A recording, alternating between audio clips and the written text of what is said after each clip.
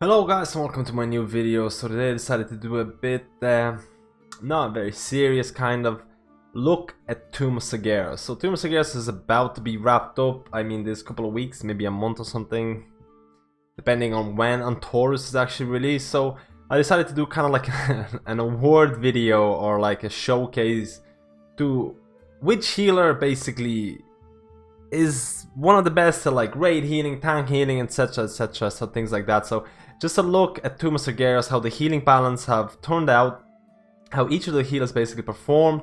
We're going to be looking at raid scenarios, we're going to be looking at 5-man scenarios, because I feel Mythic Plus and raid, a lot of people actually tend to kind of do a bit of both. So it's very important to pick or choose a healer that is basically capable of doing both, because most of the people are not going to be spending time on just raids. I think a good balance is a good way to go to actually prevent things like burnout.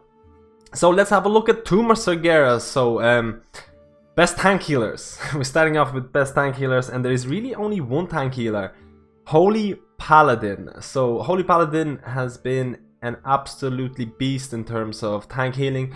The two beacons have been really strong, with the buffs from tier 20, basically tier 20 transfers more into the beacon targets. Even tier 21 is looking like it's going to transfer more into beacon targets and going to cement the place of Holy Paladins into an absolute beast tank healers. There's always going to be needs for tank healing, especially with the amount of damage that there was in Tomb of Sargeras. So Holy Paladins are one of the strongest contenders to be part of your healing team, and the best tank healer goes to Holy Paladin, of course. I think it would actually be really interesting to see that maybe Blizzard or something would maybe allow for other classes to kind of creep into this single target tank healing role. I know before, a long time ago, it used to be that this priest actually could kind of do tank healing as well. If you didn't have Holy Paladin, you will ask a disc priest to do it, but right now there's been a huge shift in the roles, and the only tank healer at the moment that's left is Holy Paladin. But if you're looking at this video and you're like, I don't want to do tank healing, Holy Paladin tank healing actually involves very little healing to the tanks. It's all about placing beacons and healing the rest of the raid. So you're kind of a tank healer, but at the same time you're healing the raid for most of the time. So don't be annoyed if you don't want to be like just a tank healer, but Holy Paladins actually allow you to do an awesome single target healing through AoE spells, and that's with the tiers as well. So Holy Paladin is there. Best raid healers for Tomb of Sargeras goes to the priests. I feel that the Holy Priest slash this priest combo has become really strong compared to what they were in Nighthold. The Nighthold this priest was there was a meme going on around this priest having to have innervates and things like that, but we're not going to go into it at all. We're just going to go into Tomb of Sargeras. This priest and Holy Priest have really shot up in the healing meters. Like, again, healing meters are not the best way to measure potency or viability of healers, but you can see how much tier 20 has played for Holy, how much tier 20 has played for Disc, and has really cemented them as one of the top raid healers in the game. Now, the fun part about priests is that for some fights, Holy might not be great.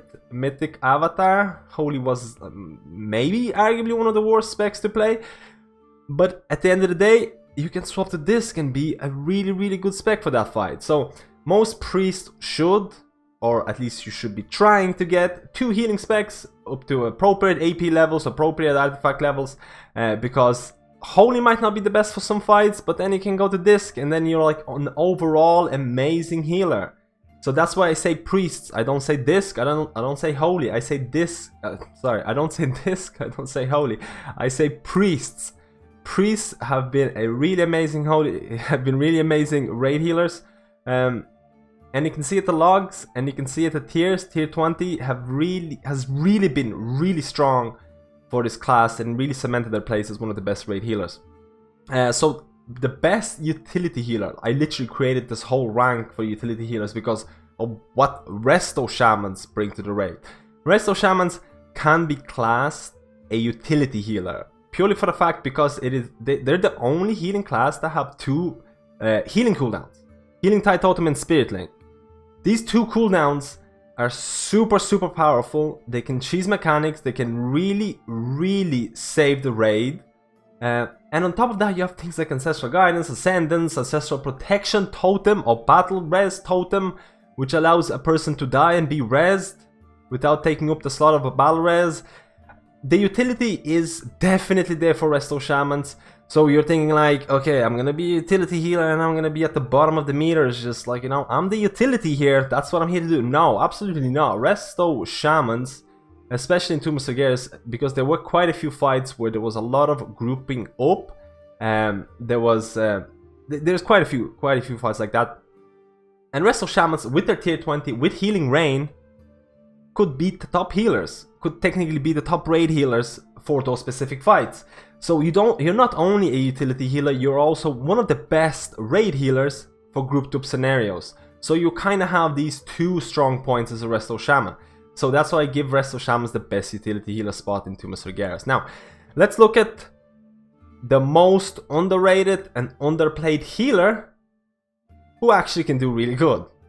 So, you know who this is gonna go to? This is probably gonna go to, well, this is gonna go to Mistweaver. So Mistweavers have been, the whole perception of Mistweaver healing is that there's not enough people playing it. There's not enough people playing Mistweavers because they're terrible, or they're not good, or they're not good enough to do any of the raids. I'm bottom of the meters because I'm a Mistweaver, because no one else plays them, but I'm the unlucky one. It's not really like this. Mistweavers can actually be, they actually are really strong healers. They can output really good healing.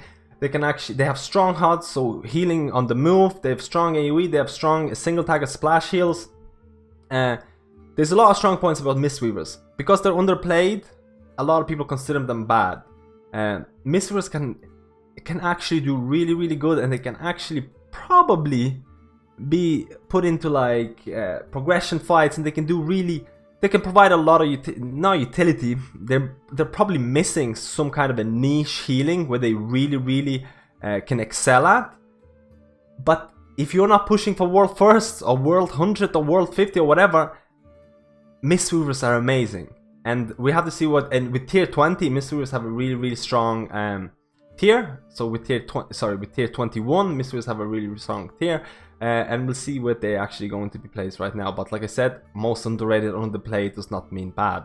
So let's look at the best progression healer for Tomb of Sargeras. So I'm gonna mention, for the best progression healers, I'm gonna mention Resto Druids, because if you actually look at some of the world first kills, some of the world first 100 kills or whatever, a lot of guilds actually ran with 2 or 3 Resto Druid healers for the really tough fights, like Mythic Avatar, Mythical Jade and things like that. That's where Resto Druids could really, really excel, especially on top of the point that Resto Druids were already wearing tier 19 4 set. And what are Resto Druids are doing right now, a couple of months into Tomb of Sargeras? They're still wearing tier 19. So at the start, Resto Druids were probably one of the strongest they could be at that point. So Resto Druids became one of the best progression healers because of their strong niche of AoE healing, of constant AoE healing, of heavy movement fights where heavy AoE healing was needed. Resto Druids were really, really strong. So let's go and move on to the Mythic Plus category. So the best Mythic Plus healer for low keys. The best healer for low keys is every healer. There is no specific healer who is way below, down the list, below everybody, who cannot do a plus 10 or plus 11 or plus 12 or even plus 15. There is no such a healer who, you cannot say that I'm not doing this plus 11 key because I'm a Resto Shaman. I'm not doing this plus 11 key because I'm a Mistweaver and there's 5 Mistweavers in the whole world trying to attempt this. So they're really, how do I say it? The balance, the healing balance in Tomb of Sargeras has actually been really, really strong. There really isn't a healer miles above everyone else, and there isn't a healer miles below everyone else. And that goes the same for Mythic Plus. In Mythic Plus, healing output is not really the most sought after thing. Having utility, having things like Battle Res are actually sometimes even more sought after than things like, what's your healing output like? So for low keys, and I'm talking to something like 10 to 15s right now, every healer can do it. Every healer can do it really, really well. There is no excuse not doing it. There's no reason to blame your class because every healer is capable of doing it right now. So if you enjoy your Mistweaver, if you enjoy your Resto Shaman, go and play them. They're gonna do a really good job in Mythic Plus, believe me. it's a different now. So we're gonna move on to the best mythic plus key pushers, high mythic plus key pushers. So this is where a lot of nitpicking kind of comes in. You kind of look at every ability that a healer has and you compare them and you compare the utility. So for this ones, I'm actually gonna go draw between Resto Druid and Holy Paladin, and I know there's going to be disc priests telling me disc priests are the best, are like they're built for mythic plus. The utility is just not, battle res is just too OP right now when you look at Resto Druid. Resto Druid utility is really strong. They have things like battle res, they have pushbacks, they have Vorstock vortexes for cats and things like that. They have bear form, which is basically a personal cooldown with no cooldown. It's just you can't kill a Resto Druid. And then on the other hand, you have a Holy Paladin, probably arguably the best DPS healer in the game, along with this priest. And Holy Paladin can output massive DPS, has massive utility with things like Blessing of Protection, Bubble, and they do really strong single target healing. With single target healing, Holy Shock is just too powerful of a spell in 5-mans. I mean, it just tops everyone up from it's ridiculous. For really high Mythic Plus pushing, and don't take my word for it, go watch the Mythic Dungeon Invitationals. There were quite a few disc priests, there were quite a, I think there was like one Mistweaver or something like that. But how many Resto Druids and Holy Paladins are there? The utility is just too strong with these two healers. So this has been hopefully a short enough little overview or award ceremony for the best healers, and overview of Tomb of Sargeras, overview of Mythic Plus in 7.3, in 7.25 and 7.3. So I want to do, like I said, an overview of what's happening, of how healers were doing. I'll be uploading later videos about 7.35 and possible just possible look at how healers are looking as well. But let me know how you feel about these awards, how you feel about these ratings for healers. Let me know how you feel about your class. Let me know how you feel about this video, and leave comments below and things like that. And thank you for watching this guide, and I'll see you next time.